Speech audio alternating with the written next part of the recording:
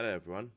Welcome back to episode 3.4, the episode that goes about gap down. Thank you guys for all the support that you guys showed us in the previous episodes. I personally enjoyed making them as well. Please, before we even continue going into episode 3.4, like, comment, and subscribe. It really helps us with the algorithm. Show the support. We really appreciate it.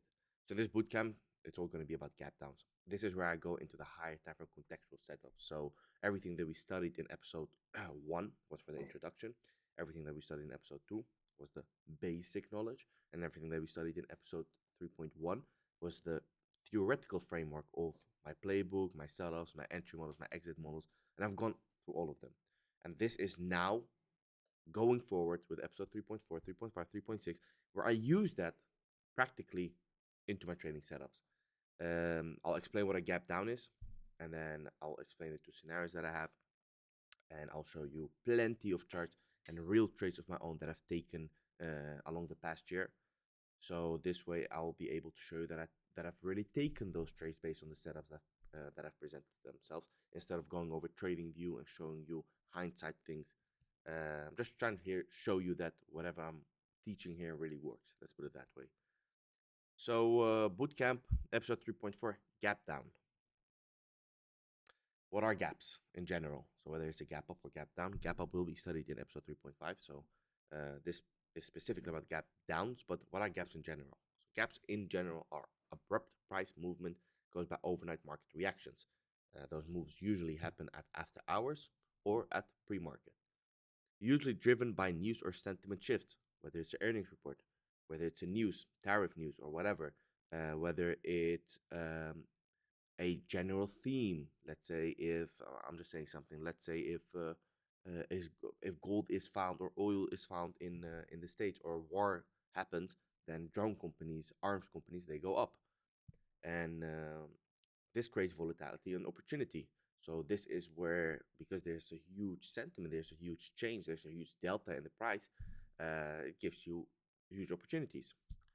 And as I said, this is where I move into the contextual setup. So everything I talk about, gap ups, gap down, yesterday, key level, yesterday, high, yesterday, low, pre-market high, pre-market lows, which I'll be explaining in the coming episodes, are all the contextual setups. As I said, I'll be going over the contextual setups along with the theoretical framework that I've already explained in episode 3.1, using my entry models, my exit models, my setups, high, low, low, high, FBD, FBOs, EMA breaks, VWAP reclaims, yesterday VWAPs, etc. And uh, before you even watch this, please watch episode 3.1 and 3.2 so you're familiarized with it. I apply concepts from previous episodes, transition from the theoretical framework back into the practical framework, focus on how I actually use these concepts. So, yes, in episode 3.1 and 3.2, we went over the entry models and exit models, the risk management, and we went over the playbooks that I have. And this is where I'll be using them.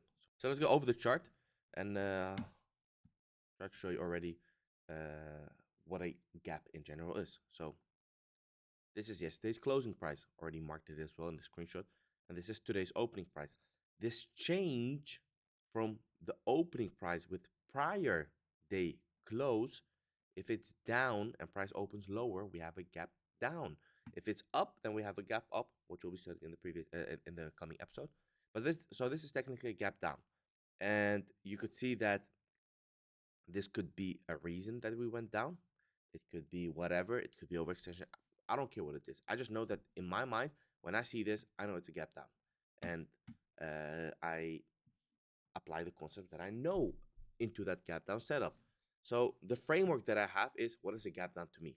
What does it even mean to me? A gap down for me is already I don't care. Some people measure it in percentages, whatever, in points. For me, whether the moment price, I just eyeball it. Let's put it at the moment price opens lower than yesterday's close, that's already a gap down. That's already enough for me to get my mentality, get my bias into, oh, look, Sheikh, we're in the gap down scenario. And then from this gap down scenario, what do we have? So I just eyeball that. Let's put it that way. How I identify gap downs.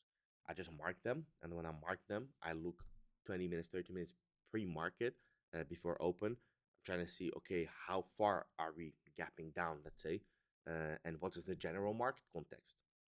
It helps me have a bias at open, and this is why I'm able to be pretty accurate in knowing what happens at open. because I apply these concepts. It gives me a fixed bias going into the open. So if I know that my bias, I'm just saying something, is short because the gap down tells me that we're going to pop and drop, then I know that I only be looking for shorts and I'll be applying my concepts. So let's say how I do it. Let's say an easy way how I do it. Let's say I have a book. Let's make it yellow. Yeah. So I have a book. This is a book, even though it's gonna go. But let's say I have a book. When I have a gap down, I know that okay, a higher time frame, HTF, higher time frame contextual plays, they're gonna come with gap downs, gaps. They're gonna come with yesterday key levels. Why they key levels. They're gonna come from pre-market highs. So I know that okay, we're in a gap down. I open my book then. I'm trying to see, okay, now that we're in a gap down, how can I pick and choose which setup to play? So how can I play the gap down? How can I is it gonna reclaim view up?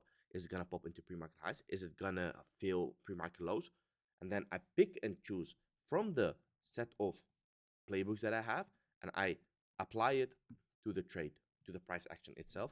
And then I have my entry and exit models, and I apply the same entry models that I have. I choose it from, and then I apply it to the trade. So I have a fixed bias going into open, and then one thing which is very important is the higher time frame context along with other higher time frame setups. It could be, which you'll also see plenty in the examples that I'm going to show you in a bit, that it could be that sometimes we're gapping down. That's already on its own a high time frame contextual setup, but it could be that it's mixed with other high time frame contextual setup.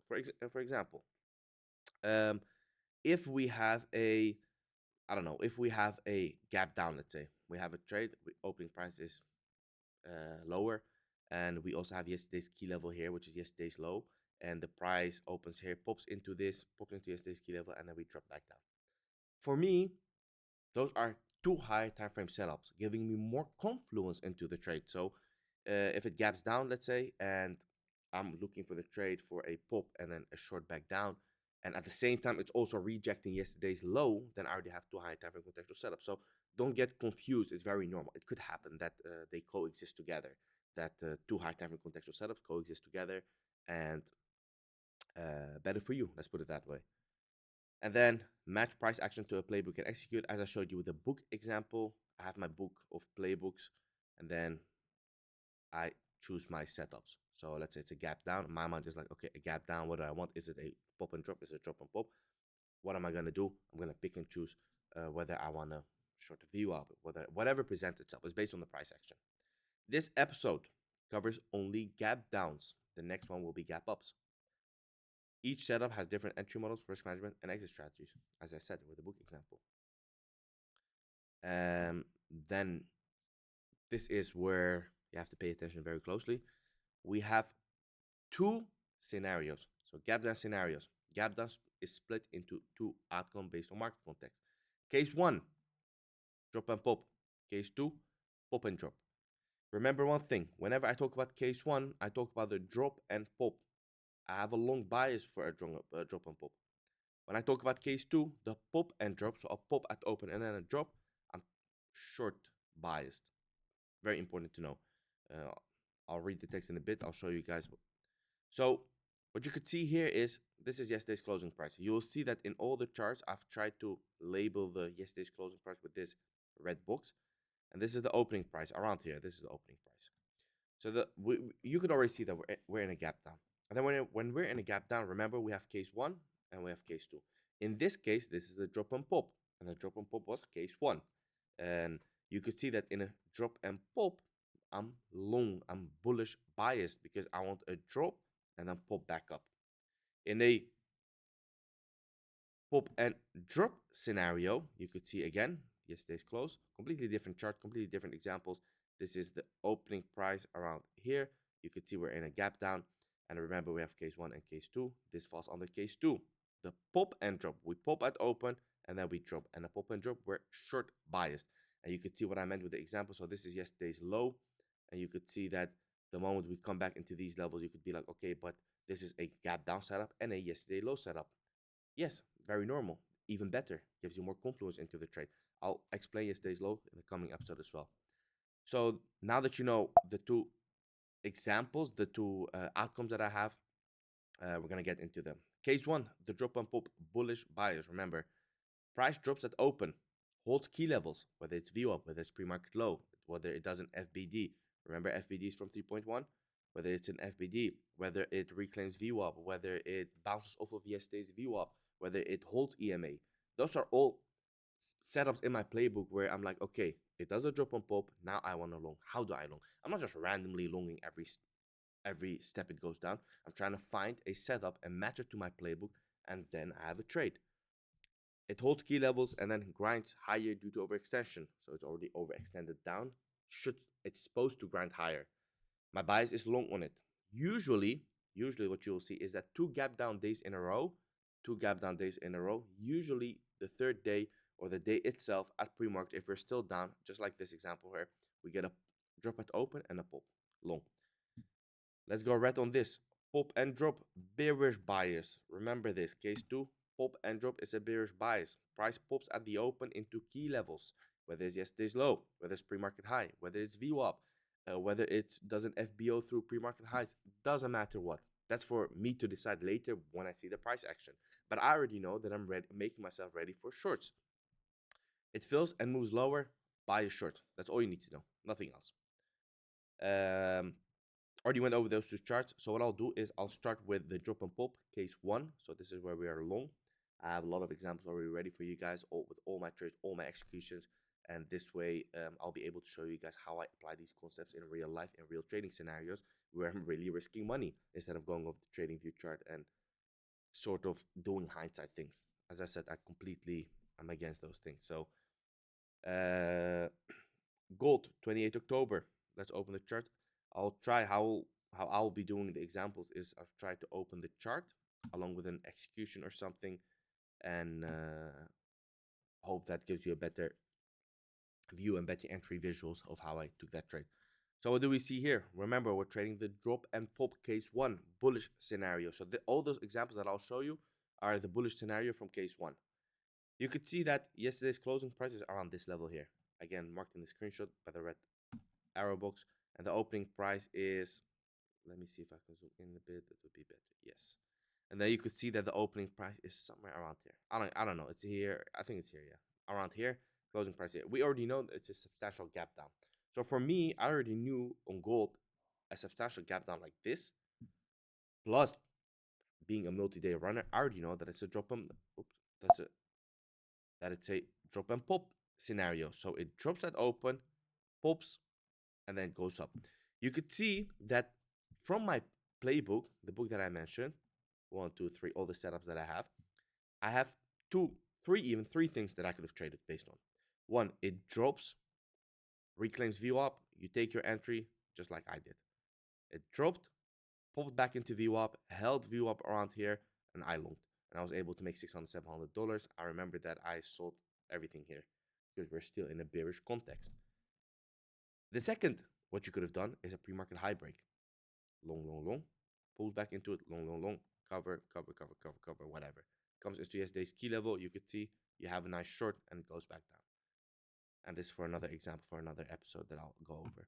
But for now, you could see that we have a clear drop and pop scenario. And then whatever entry models or whatever strategy I use, that is from the 3.1 episode. I pick and choose like, okay, this is a nice, that's a nice VWAP reclaim. This is a nice pre-market high breakout. Now I have a long setup trade. Let me open another example. Gold 22 October. That's again another gold trade. Let me zoom in. Yes. So what do you see here? You see yesterday's close. You see again yesterday's current day open, and you could see that we have another setup.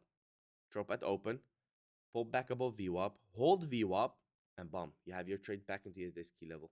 And you could see that I long, I sell some, and I sell everything back into yesterday's low. Because that's again my exit strategy back into a key level. And you could see that I was risking, I think, at these lows, and I'm making a nice, I'm risking this block, and I'm making 1, 2 blocks for my partial, and I'm making 3 blocks. So I have around a 2.5 hour trade overall. And you could see that you could have also traded this as an FBD. You could have also traded this as a pre-market high breakout, quick scalp back into here.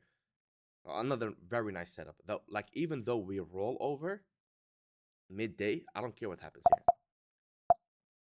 I don't care what happens here. I don't care what happens here. I don't care what happens here. For me, what matters is that at open, I get a drop, I get a pop. I know, and I've prepared myself for the bullish move, for the long bias move, and I'm looking for longs.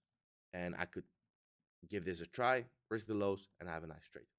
Easy as that. That's a 22nd October trade. Let's go over the 14th November. And I remember the 14th November, we had two, three trades. Yes. Open them all. This is the chart. Zoom in. Yes. This is one. This is two. You could see that once again, yesterday's close, today's open. That's the same example I've used in the cover. And you could see we have a massive gap down. And in this setup, again, drop and pop, because we're so overextended, we get a drop, we reclaim FBD. I take my entry, as you could see here as well. I take my entry around here, and I'm only in with 4 micros, and you can see that it pops all the way up, and I took my profits very fast, which was still a $700 trade. I'm happy with it, but you could see that this ran all the way up the whole day, and you could have traded this in 2 3 ways. So if I open my book again, you know, I have my setups, and you could see that this is an FBD. That's why I took the trade. But you could have also taken the trade as it reclaimed VWAP. You could have also taken the trade as it broke pre-market high. You could have also taken the trade on the pullback on the pre-market high. So which setup you use and pick and choose from, that's on you. With experience, you're able to really do that fast. So for me, I knew that I wanted to take a trade with a tight risk. I took the FBD, and I was risking these lows. Gorgeous trade. But just because the move happened doesn't mean you weren't able to participate. I just know that at open, if it drops and pops, I know that I want longs, and I took my longs. Very, very nice trade. Let me show another example before we go into case 2. 7 November. And I had 2 trades on this. Let's see, let's see, let's see. There you go. Zoom it in. Yes. First trade executions.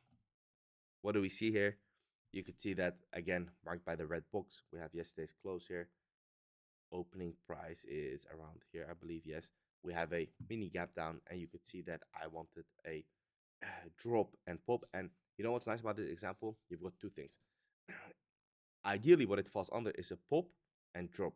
The second case, which is a short, holds view up, you could have shorted, but I missed that. And I knew that I wasn't preparing myself for this, so I didn't even trade it. I didn't just randomly. What I wanted and what I had prepared myself in pre-market for was longs, because I wanted a drop and pop, just like the other examples, and it didn't do it.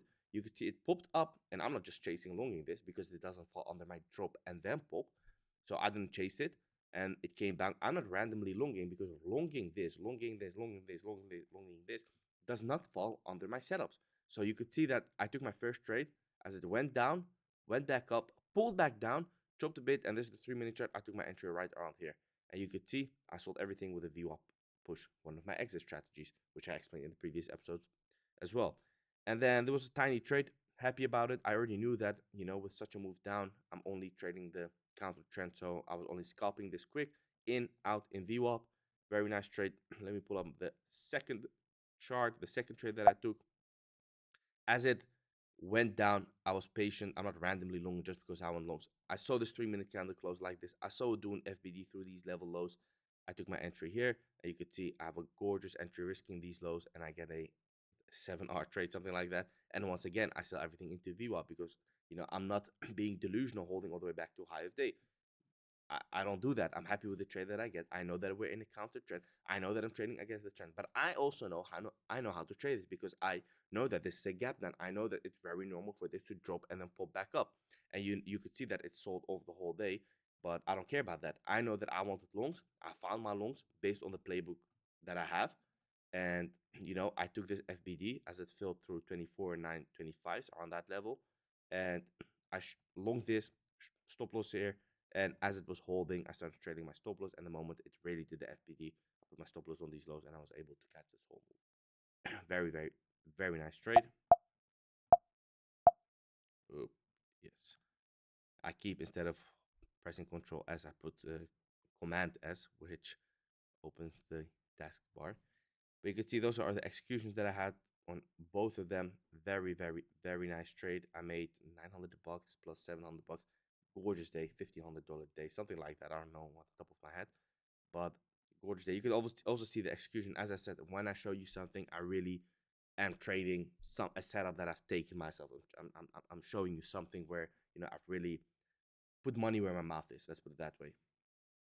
And then we're gonna go over the last example, which was for the Tradify Cup, I remember. But let's go something like this. Yes, let's zoom it in. Yeah, so you could see closing price once again. Very annoying. Yeah, closing price once again marked by this red box, which is here, and opening price is here. And let me open this as well, which is here and here. Again, another gap down, and then once again, what do we get? We get a drop, and I'm not randomly longing. We get an FBD, just like the other example that I showed you. And I started longing right around here, risking these lows, and you could see that this played out gorgeously. And unfortunately, once again, I missed the whole move.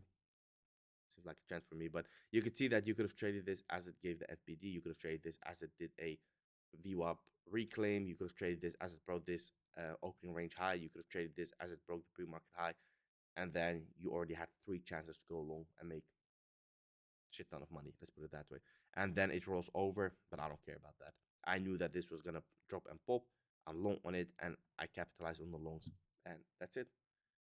So very, very, very nice trades that I've taken, and those are a few of the examples that I have. Else I'll be going over the next 2 hours. But this is then for us the case 1, the drop and pop scenario. Now I'm gonna get into the case 2. And remember, I'm gonna do it in red. This is where I have a short bias, so I'm not longing where it goes down and then I'm longing up. No, I'm waiting for a pop and then I'm shorting it back down. And then I have a lot of examples for that as well. Let's pull them up. Yes. Zoom it in. There you go. So you could see again marked by this is our yesterday's price. This is our yesterday's close. This is our today's open. We're in a gap down, and what do we get? We get a pop and then drop, right? Yes, we rally all the way back up. I don't care about that. I know that I want the pop and then drop because I'm bearish bias on it. So in this example, you could see that the price open, it pops up. I'm not chasing this because I want shorts. I'm not chasing it. I'm not chasing it. I'm not chasing it. Fills comes down. If it went, it would have went. I wouldn't have a no trade day. Totally fine. And then what do I see? It reclaims pre-market high. And what is it? That's an FBO. And you could see that I took my short as it filled pre-market highs. I can't show it on here, but as it filled pre-market highs, right around these levels, I took my short, took some out on these lows, and as it reclaimed V up, I was like, no, no, I'm not holding this because this looks strong. It doesn't FBD through these level lows. I want to be out break even. Made some money, not the most, but I did get a partial in, and the rest break even. Nice day for me. And you could see that we roll over and we hit my break even. We come back down, pull back. We pull back, and then we go all the way back up. And was I right? 100% I was right. It did a pop and then it dropped. It did an FBO through these pre-market highs. It held yesterday's VWAP marked by this blue line. You could see this is yesterday's VWAP, and we just went down. Gorgeous trade. So it did a pop and drop. And then, yes, it went all the way back up. But as I said, we don't care about that for the gap up and gap down. Another example, the 14th of October. And what I see is, again, I have 2 trades. Oh, let me have this here for now. Let me put this here for now. First execution, let's do it like this. Second execution, and the trade itself, the chart itself. Yes. What do we see? Yesterday's closing price, right? This is yesterday's closing price, marked by this red box. Today's opening price. What do we get? We get a tiny pop at open, immediately fill VWAP. I take my shorts as it fills VWAP, and I cover everything into this tiny box, into this key level here. Remember the exit strategy that we have. Goes back up, and because I know that we're breaking pre-market lows, it rolls over. I take another short. I take some out, take some out, take some out. And very, very, very proud of that day. Like you could see that on one setup, I was able to take two trades. And this is once again a pop and drop, fill view up, and you're shorting, perfect trade. And then I don't care, it holds view up and then goes all the way back up. We don't care about that. We took our trade, and that's it. Very, very, very nice trade. You could once again see my executions here. We take the short right around here. We cover. We reshort it. We reshort it here. Take some out. Take some out. Take some out as it reclaims here, and it goes all the way back up. And you could see that I took some shorts, which also played out perfectly. But this will be for another high time frame setup episode where I show you why I took that trade. But you could see that we made a shit ton of money on that day. So let's go over the other charts that we have. The 30th of October. Once again, as I said, the episodes that we're gonna have going forward will only be high time frame contextual setups along with charts to show you guys how I trade these setups in real life. Let's zoom in. You could see that we have a yesterday's close marked by here. That's where the candle closed, and this is where we opened around here. And you could see that we, once again, we pop at open, drop. I'm short as we hold view up, and then you could see that I take some out. Gorgeous, gorgeous trade. You could see with only 3 micros, I think I ended up closing around $350, $360. Gorgeous day for me. And this is once again a pop and drop, and I made my money, and I'm done. This is literally my trade, and that's it for the day. And you could see that this is literally the biggest move of the day. And then it goes up, comes down, goes up, comes down, and it drops. And you could see that based on our gap down case 2 scenario, where it pops and dropped, we were able to make our money and just enjoy the day. And then we're going to go into the 18th of November, where I took two trades once again. Let's see what the two trades are. There's the second trade, first trade, and the chart. And the chart. There you go. Zoomed in a bit. Yes. Once again, what do we have? Closing price, closing price, opening price. And what happens? We get a pop at open, we fill, we go all the way back down. I take my trades, as you can see, and I have a gorgeous trade. And oops, let me show you the other. Yes, those are the two trades.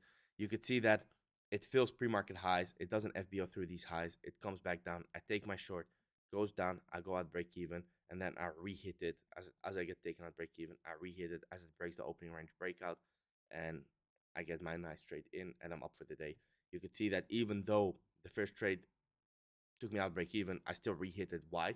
Because I'm so bearish on it. So I came into the day already knowing, look, if this happens, a drop happens, and if a pop happens, as you can see here, if a pop happens and we come back down, I want a short. And I took my short, I got taken out break even. It rolled over because you could see this ugly wick just went all the way back up. And as it came back down, I reshorted it and I made my money. So I already knew that I wanted short. I didn't start chasing longs. I didn't start longing randomly. No, I knew I wanted short. If my setup presented itself, I would take it. If it didn't, then I would be done for the day. So be it. But you can see gorgeous pop, fill pre-market highs, hold the VWAP, break yesterday's key level, and you have a nice trade. And all of those are confluences together. Even if I didn't have a yesterday key level break, even if I didn't have a VWAP break, doing an FBO through pre-market highs is already enough for me. But having all those things working together as a confluence, I'm just happy about that. I could size up and have a gorgeous trade. Let's go over another example again. Those are the real executions for my platform as well. You could see I went out break even out of the $182 that was up unrealized, and I was able to make $500-ish, $600-ish. Nice trade. Let's go over the 1st of December. Once again, we have two trades, and you can see that I took an L on this, and this is why I included this as well. Trying to show you that. Let's see. Let's zoom in. Yes. Once again, marked by the red arrow. Closing price, opening price. We have a guaranteed gap down. We already know we have a gap down. We already knew it the whole day. So now I'm like, okay, what do we do? Does it pop? Does it drop? And I want to pop and drop. So what happens? It pops, drops, I missed the setup, and I missed this initial setup, and you could see that once it pops, I missed shorting it perfectly. So what I did was I started shorting. So I missed this initial short. This is the pre-market local high fill. I missed shorting this. Would have been a nice trade. No, it went back up, and then I shorting this here. So this is the second attempt I gave it a short, and you could see I took my short. I missed this first short, which would have been gorgeous trade. You could see I could have probably taken an entry around 300, make 200, and then go out at 220, which is an 80-point gain. But then I started shorted around 310s, took it out around 325, 15-point L, so be it, no biggie. And then I retried the short as it rolled over here, because once again, I didn't start longing this just because broke pre-market high. I didn't start longing this, chasing this. No, I already knew. I prepared myself for shorts. I'm gonna give it another try. I'm okay with taking 3 Ls. If I took another L, I would have been done for the day. If my setup didn't present itself, I would have been done for the day. But you could see we started rolling over. We started failing these highs. We started coming back into yesterday's view up. I was like, this is a valid setup. I take my short once again. It pulls back on me, goes back down. I take some out, goes back down. Literally bottom take that into view up, and then goes back up. I don't care what happens. I took my trade, and I'm done. Done for the day. Very nice trade this one again.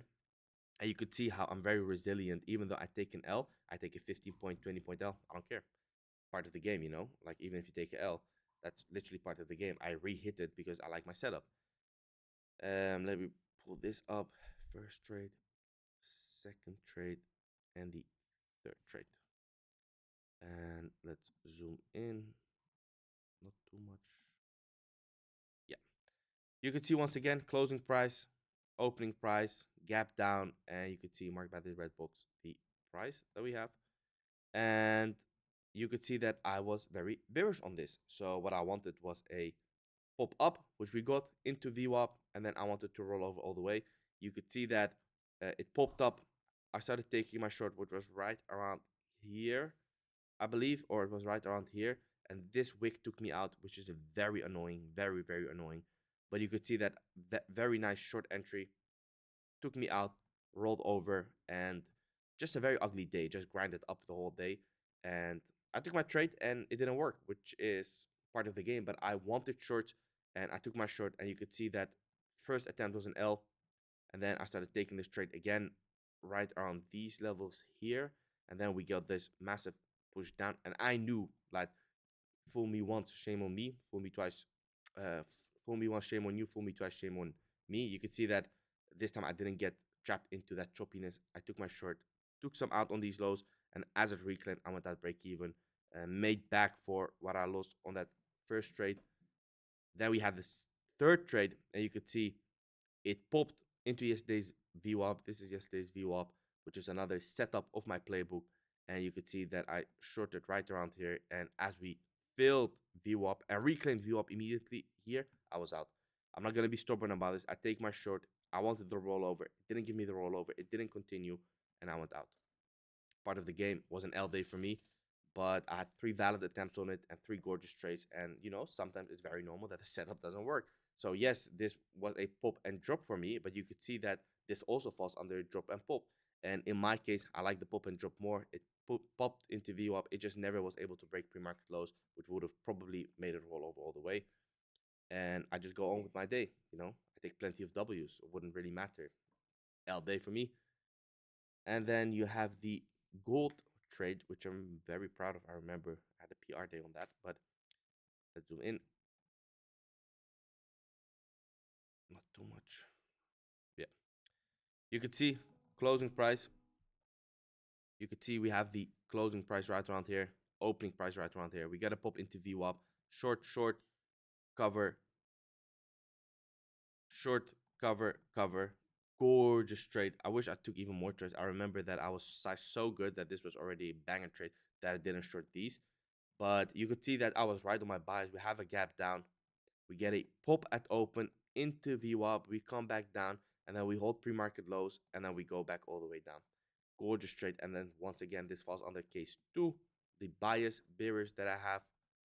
And you could see that this is a pop and drop. Perfect example for pop and drop back into VWAP. And you could see that usually it's always the pop into VWAP or the drop into VWAP for case 1.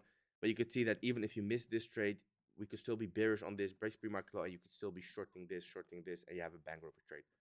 Very nice example once again. And then we're gonna go over the last chart that we have, which is the 27th of October gold trade. And once again, you could see closing prices here, marked by the red box, and the opening price is right around here, around on VWAP, and you could see that we get a pop, this small pop right around here, again back into VWAP, and we go down. But for me, this pop wasn't enough. What I wanted, I remember also saying that on stream, I want to pop into these highs, fail it, and then come back down, and then I find my trade, and then we get a nice rollover. We didn't get that, but that didn't discourage me from moving away. It popped back down, as you could see. Let me also zoom in. Maybe it helps a bit better. Yes. You could see it pops, comes back down. I missed this trade. And then once it filled pre-market low, so it went back up, filled pre-market low, I started taking my shorts, as you could see here. And I covered right around here. And I also remember I took another short here, but I didn't include that, but because that doesn't have to do anything with a high time frame contextual setup. This for another episode. I also took a short here and I covered here.